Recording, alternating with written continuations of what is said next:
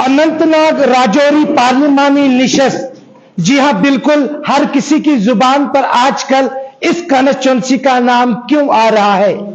जम्मू से लेकर उड़ी तक हर किसी की जुबान पर एक ही लोकसभा सीट है और वो है अनंतनाग राजौरी। आखिर क्यों? इन सब पर हमारे साथ भाजपा के सीनियर नेता है जिनके साथ हम इस हवाले से बात करेंगे। आज ही अनंतनाग पहुंचे, इन्होंने यहां पर कारकुनों के साथ मीटिंग ली। बंद कमरे में मीटिंग थी। आखिर बंद कमरे में मीटिंग का मतलब क्या है वो आप जान सकते हैं, लेकिन अभी तक बीजेपी खामोश है। उन्होंने अपने नुमाइंदे का ऐलान नहीं किया है।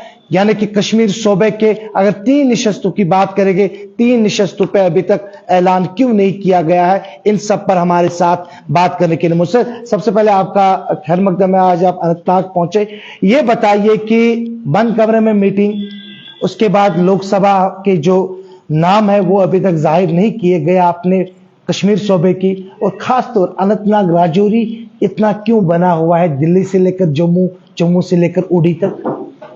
देखिए, आज की अनंतनाग की मेरी विजिट थी जो यहाँ के कार्यकर्ताओं से मिलने की मीटिंग थी। भारतीय जनता पार्टी का एक सिस्टम होता है और सभी को ड्यूटीज दी जाती हैं। ऐसे मेरी भी ड्यूटी जम्मू कश्मीर के सभी डिस्ट्रिक्ट्स में एज ए मीडिया इंचार्ज थी। उसी की वजह से मैं आज अनंतनाग में हूँ और यहाँ के डिस्ट्रिक्ट प्रेसिडेंट और उनकी पूरी टीम के साथ मुलाकात हुई। स्पेशली रमज़ान के महीने में, मुबारक महीने में अनंतनाग में बहुत सारी बातें हुई हैं कि जो घर की बातें होती हैं घर के अंदर ही की जाती हैं, दरवाज़ा बंद कर की जाती हैं ताकि बाहर वालों को ना पता चले, उस तरह की बातें। और ये पॉजिटिव बातें थी। अपने कार्यकर्ता का हमने जोश देखा। और अनंतनाग की तो मैं बात करूंगा, पूरे जम्मू कश्मीर की बात करूंगा। कश्मीर की बात करूं, यहाँ की हवाएं बदली हुई हैं और हवाओं के रुख बदले हुए हैं।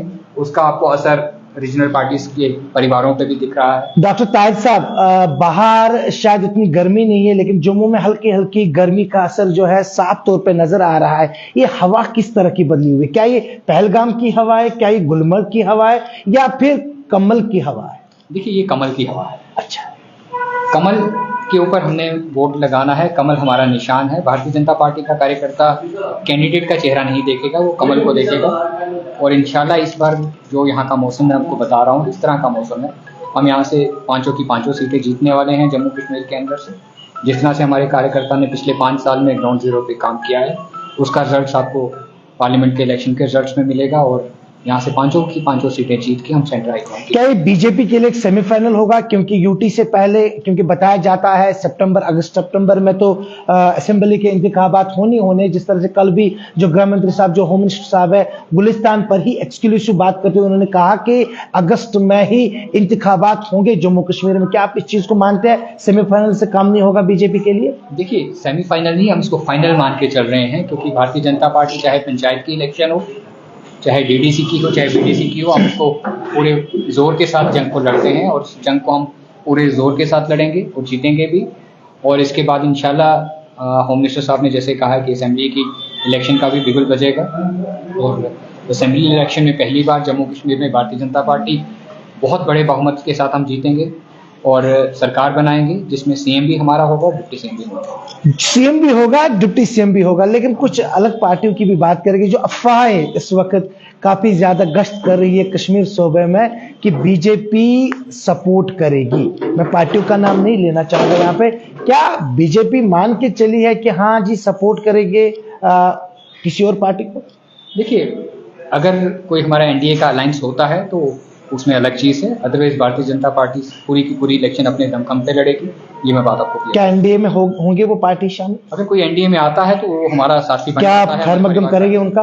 देखिए, भारतीय जनता पार्टी के हमेशा दरवाजे खुले रहते हैं। सियासत में बहुत कुछ होता है, हमारे दरवाजे हमेशा खुले रहते हैं। जिन लोगों की सोच हमारे ट्रैक के साथ मिलती है, जो लोग हमारी सोच के होंगे, अगर हमारे पास आना चाहे, हमारा हमेशा उनके लिए दरवाजा। चलिए डॉक्टर ताज साहब, ये बताइए अनंतनाग राजौरी सीट के लिए उम्मीदवार कौन होगा? देखिए, ये उम्मीदवार कोई भी हो सकता है। भारतीय जनता पार्टी के पास उम्मीदवारों की कमी नहीं है, लेकिन फाइनल डिसीजन सेंट्रल हाईकमांड ने लेना है। जिसका भी डिसीजन लेंगे, पूरी भारतीय जनता पार्टी, उसका कार्यकर्ता उसके साथ होगा।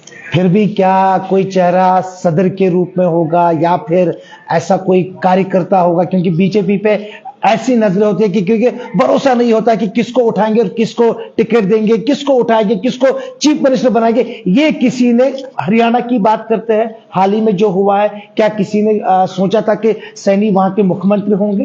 राजस्थान की भी बात अब, हाँ, राजस्थान, मध्य प्रदेश, मैंने अब उत्तर, क्योंकि कुछ ही दिन हुए तभी। मैं आपको एक चीज क्लियर कर दूं, भारतीय जनता पार्टी वो परिवार है जिसमें हम परिवार की राजनीति को नहीं देखते हैं। आज तक जम्मू कश्मीर का आवाम परिवार की राजनीति के नीचे पिसता रहा है। वो चीज़ आप भी जानते हो, मैं भी जानता हूँ, सारा आवाम जानता है। यहाँ पे कोई भी लीडर आ सकता है, कोई भी सीएम बन सकता है, कोई भी डिप्टी सीएम बन सकता है। कि हमारे कार्यकर्ता को, आज मैंने कहा, आप में से कोई भी एमएलए आ सकता है, कोई भी एमएलसी आ सकता है। यही भारतीय जनता पार्टी की खासियत है, खूबसूरती है और एकता है। क्या जम्मू में कांग्रेस जो है उनके साथ मुकाबला है बीजेपी का? देखिए, कांग्रेस का कहीं वजूद नहीं है, लेकिन कांग्रेस की बहुत सारी अपनी मजबूरियां हैं गांधी परिवार की। और कांग्रेस इस चीज़ को समझती है कि 70 साल में जो उन्होंने गलतियां की, वो 70 साल वापस नहीं आ सकते। पावर में रह के भी उन्होंने पूरे हिंदुस्तान को क्या दिया, जम्मू कश्मीर को क्या, जम्मू कश्मीर के आवाम को क्या दिया, ये चीज़ आप समझते हैं। और वो दौर जा चुका है।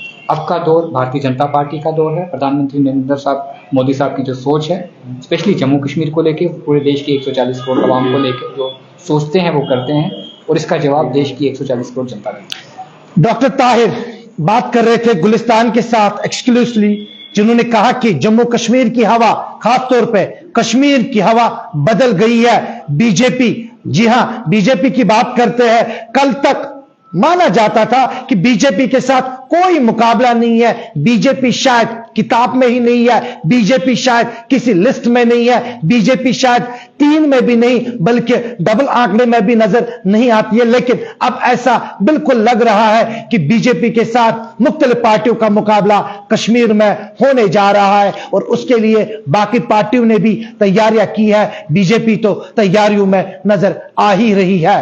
आप बने रहे गुलिस्तान के साथ, मुझे इजाजत दीजिए।